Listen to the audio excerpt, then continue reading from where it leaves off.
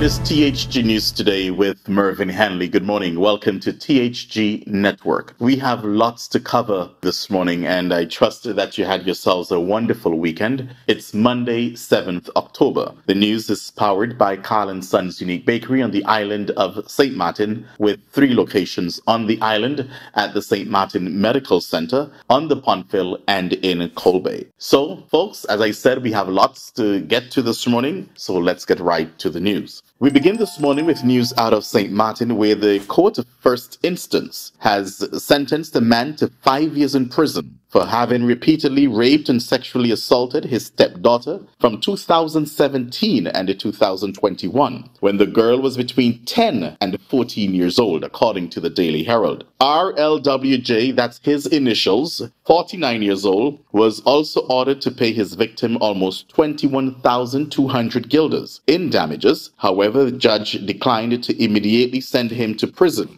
a move that had been requested by the prosecutor because the now convicted man has fully complied with the conditions of his July 2023 release from pre-trial detention. The Daily Herald will not publish his name in an effort to protect the identity of the young victim. That's according to them. In his verdict on Thursday, the judge ruled the girl's testimony to be reliable and filled with authentic details and observations. The victim described a pattern of intensifying sexual abuse over a 4-year period. Wow. And he only got 4 years in prison. But let's continue. Over a 4-year period, ultimately culminating in her stepfather raping her multiple times a week in the bedroom he shared with the girl's mother. She told investigators that her stepfather made threats to ensure her silence, saying he would go to jail and she and her unemployed mother would end up homeless and hungry, and that her mother was sick and would die if she learned the truth. He also pointed out that he was a police officer telling her, "It is my word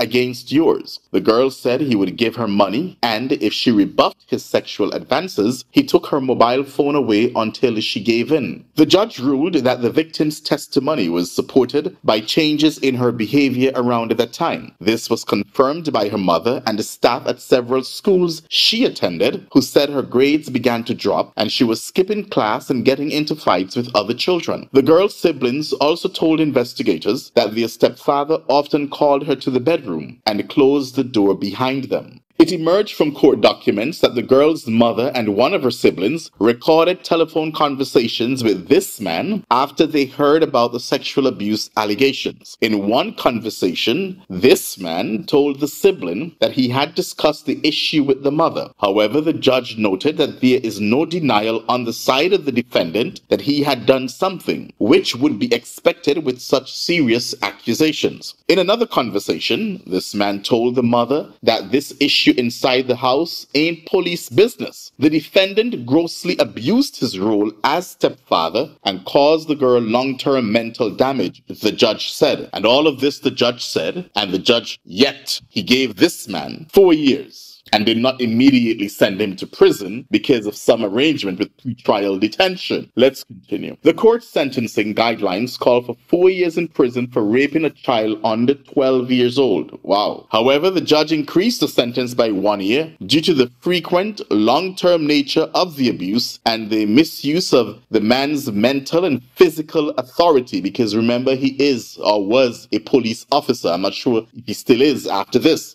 The judge also considered the significant age difference and the imbalance of power between stepfather and stepdaughter. During the trial last month, the prosecutor considered the charges proven and demanded an 8-year prison sentence. However, the defense lawyer pleaded for an acquittal on insufficient evidence, arguing that the girl's testimony was unreliable and not properly substantiated. I can say so much on this, but 4 years, really? 4 years for this? Gotta be sick.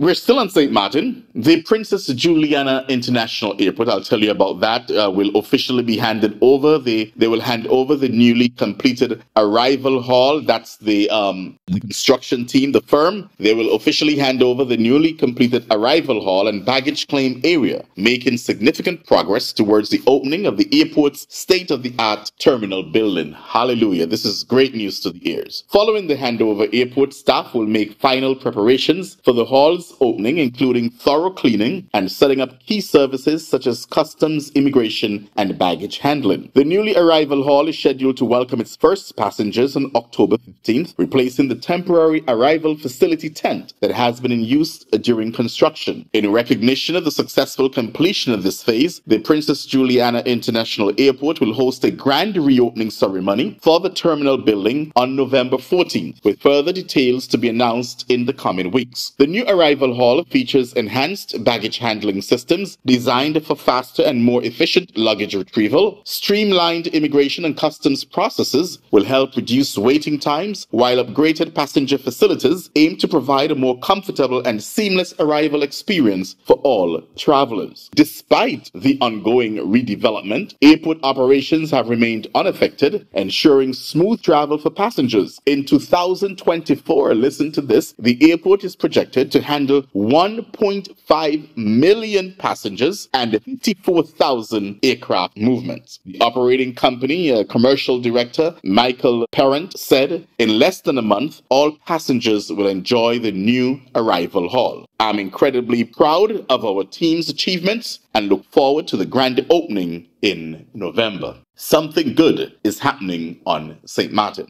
We now move to news out of Antigua and Barbuda, especially Barbuda. In a historic occasion for the twin island paradise of Antigua and Barbuda, the Barbuda International Airport was officially opened on October 3rd, signaling the start of a new chapter for Barbuda's connectivity, tourism, and economic growth. Barbuda's new airport now allows for direct connections to global destinations and offers an enhanced travel experience for visitors and residents into the island. The US $14 million Barbuda International Airport boasts a 6,100-foot runway, significantly longer than the 1,640-foot runway at Condrington Airport, and twice as wide as the old airport, enabling it to accommodate larger aircraft, including private jets and planes. Equipped with a full LED runway lighting system, the airport now allows for regular night landings. A 600-foot parking apron can host multiple private jets, enhancing Barbuda's appeal as a luxury destination. Additionally, a modern fixed-base operator FBO terminal developed by the PLH, that the Peace, Love and Happiness, will cater to high-end travelers seeking Barbuda's beaches, serenity, nature, and exclusive experiences. This new Barbuda International Airport is a shining testament to the visionary leadership of our government, according to Antigua and Barbuda's Minister of Tourism, Civil Aviation and Transportation, the Honorable Charles Fernandez. He went on to say, "We have taken bold steps to modernize the island, ensuring that its air links are second to none in this region, so that Barbuda can also take advantage of the remarkable growth in our country's tourism that we have seen this year." The opening of the Barbuda International Airport is a major milestone in the government's vision to position Barbuda as a premier luxury destination. It reflects Antigua and Barbuda Prime Minister, the Honorable Gaston Brown's commitment to transforming Barbuda into one of the most prosperous and flourishing sustainable island communities in the Caribbean and beyond.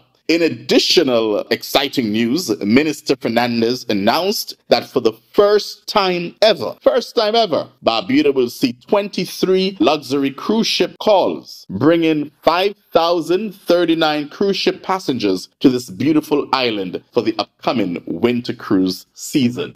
As I read that, it almost feels like a new Barbuda. It almost feels like a new island that just came up from the sea, and here it is. But it was also hard work under the visionary leadership of Prime Minister Gaston Brown. And I want to remind the listeners and viewers that it was just a couple of years ago, there was Hurricane Maria. Hurricane Maria, a Category 5 hurricane that flattened the island. No one could have lived on Barbuda. And now look what is happening to Barbuda today. There are islands out there that have not been struck by a hurricane, have not been destroyed by any hurricane over the last 10, 15 years. And imagine they are behind it now, the growth and prosperity of Barbuda. A burning shame, but I'm proud of the government and people of Antigua and Barbuda.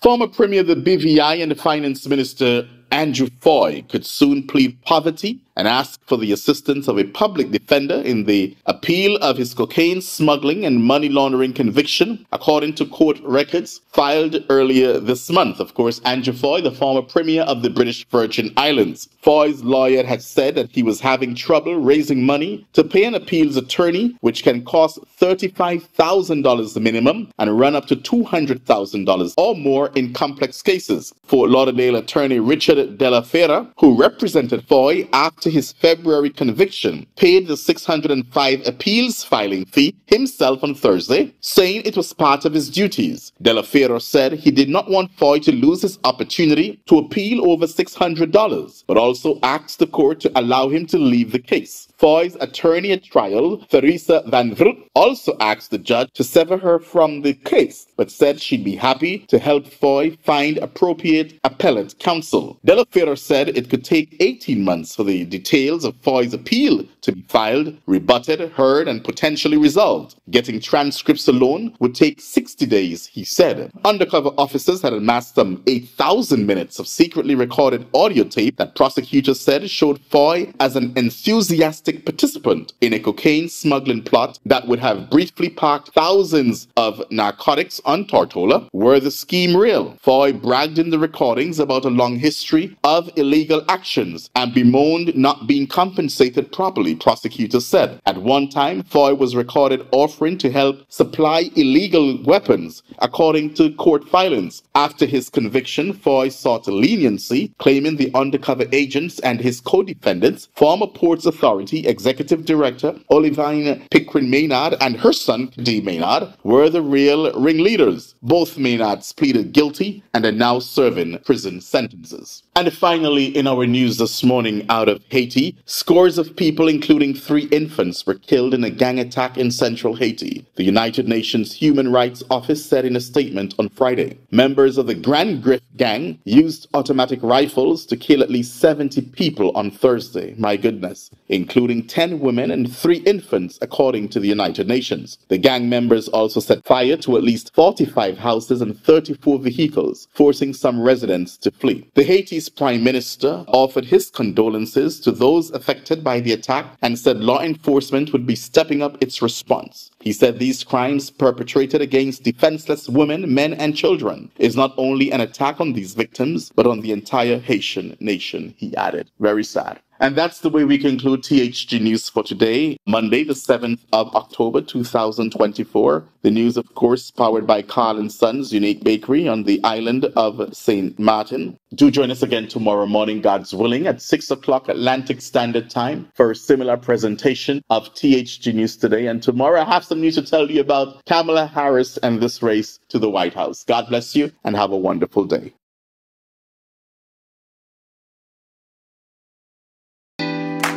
Carl & Sons have been serving the people of St. Martin for over 40 years. And the food and service get better and better. From early morning, customers flock to the bakery for their favorite sandwiches, cakes, pastries, you name it. First thing at mornings and last thing at afternoons, folks rush to Carl & Sons for simply the best.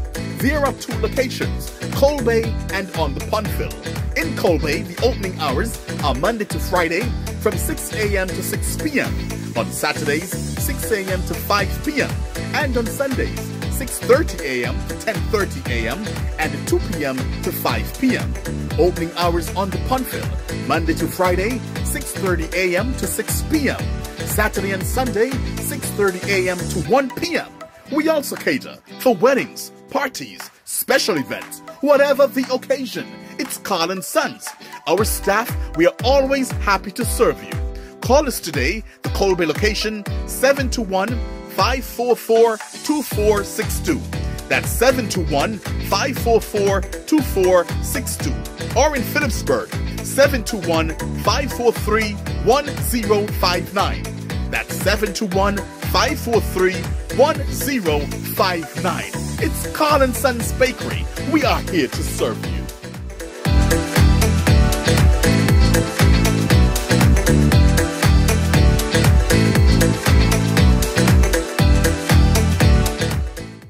Nevis, satisfy your sweet tooth at Feaser's, the coziest spot in Charlestown, known for its mouth-watering ice cream and dal parade.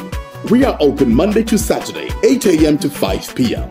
Come in and sample our patties, sandwiches, air-fried wings with fries, hot dogs, rotis, and now our famous smoothies, in all flavors of course. And don't forget to try the famous bus-up shut and saltfish. It's Feases, located at the entrance to the Cotton Ginnery Mall in Charlestown, Nevis. They're also available by phone, so place your order by calling 1-869-665-2458. Don't ask about the rest, just try the best.